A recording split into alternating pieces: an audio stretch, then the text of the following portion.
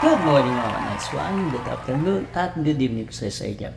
Okay, bakit bawal ang emotional sa Facebook? Pag isa kang content creator.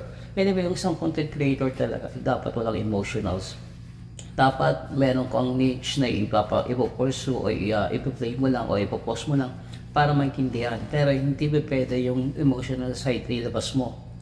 Pwede mo ilabas ang side mo but hindi emotional o yung idea mo, experience mo, doon sa topic na sinasabi mo. Now, kaya ang bawal ang emotional doon. Kasi dahil sa umpisa ka pa lang, lalo na nag-uumpisa ka pa lang po, ang isang content creator ay marami pong dadaanan. Una-una po ang suporta ng mga kamag-anak niyo na ini-expect mo na mag-support sa'yo. Nandun na yung mga close friend mo, close relatives mo, o may utang sa'yo. Yan po mga unang dapat na nasa isip mo na una magsusuportahan sa'yo. Hindi ka nila susuportahan. Instead, yung ibang tao o ngayon mo lang nakilala ang magsusuporta sa'yo. Ganyan po talaga sa Pilipinas. Ayan po yung crowd mentality. Ayan po. So, ang mangyayari niyan dahil nasa post ng video ko, ang lalaki ng mga followers nyo, 5k to 10k followers, pero 100 to 200 lang ang views nyo. Kasi hindi po nag-react yung mga tao lalo na close friend nyo. Ganun po talaga ang algorithm.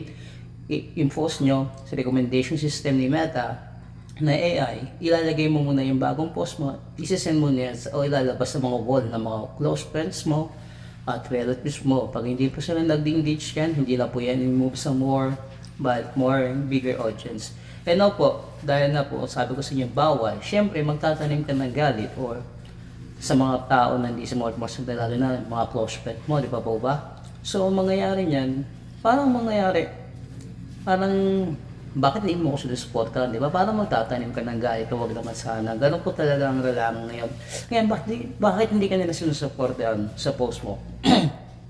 Isang goal is, ayaw ka nilang umangat. Second one, ayaw nilang mata-excel sa'yo. Ayaw ka nilang maging successful sa ginagawa mo. Ayaw po talaga reality. Hindi naman po lahat pero ang iba o madalas, kung sa 100%, nasa 70% to 80% po ang hindi maniniwala. At more or less, sisiraan ka ba? Hindi po ba sa ginagawa mo? So pag ganun po ang nangyari niyan, bawal po ang emotional kasi magtatanim ka ng galit doon. Tapos ngayon magiging bias ka, hindi ka na maging humble. Lalo na sa akin, the nice one ang aking trademark. So ibig sabihin, be nice to everyone. Be nice to others. Kaya po ganyan. So, bawal ang emotional. Hindi ako nag-emotional, whether ang close friends ko, close relatives ko, nanay at tatay ko, kapatid ko, hindi ako sinuportahan o hindi ako nilike sa video na sinend ko, sa video na pinost ko. Hindi ako nag-emotional. Hindi ko inahalo yung galit o yung bakit ayaw nyo kasupportan. Yung ganun ideas, dapat hindi ganun ang content creator. Dapat po, malawak pa rin dapat po kayo pag-iisip nyo. So ngayon po, marami nagsuporta sa akin. Mga friends ko na, kung mga siguro 70 to 80%, may mga friends ako nagsusuporta. But, hindi lahat. Hindi lahat sa 5k kong followers, almost na 2.5 na friends close ko. Hindi masyado lahat. Kasi, una nahihiya. Siguro, nahihiya sila sa content nila. Nahihiya sila makipagsosyalan, mga ganun ba? Or, ayaw nila yung topic na i-discuss ko. Ganun lang po yun. Ayaw nila, may kanya-kanyang interest, even close friends ko sila, even kapitbahay ko sila. Iba-iba yung interest natin, iba-iba yung gusto natin, di ba? Gusto nila basketball, yung gusto ko volleyball. Ganun po yun.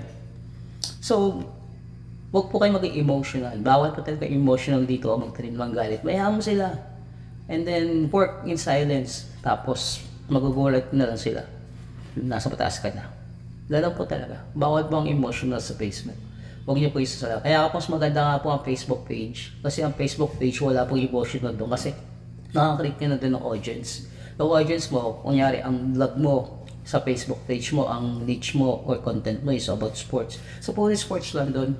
So wala na yung emotional. Hindi siya mixed content.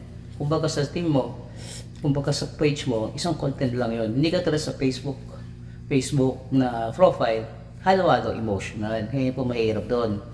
Tapos magkakaroon ka pa ng mga red dashboard pag hindi ka nang active. Sa Facebook page po hindi ganun. May mga Facebook page po ako kaya nakikita ko iba talaga. So, ganun po, emotional, yung mga sumusuporta sa atin na ibang tao. Di ba po? Sabi nga ni Jack Ma, no, ang business mo, ang unang susuporta sa'yo ay mga estranghero, ay mga strange people. Pero, pag ikaw nag-celebrate, nagpakain ka sa isang fine dining restaurant o sa isang restaurant dahil naging success ang business mo, unang present dyan yung mga kamag-anak mo. Second one sa mga close friends mo. Pero ang estranghero, wala po dyan. Kaya nga po, i-value nyo ang mga strangers na nakikipag-engage sa inyo. Value nyo kahit yung mali nakilala. Kasi sa suportahan nyo, hindi mo makikita ng tunay na tao.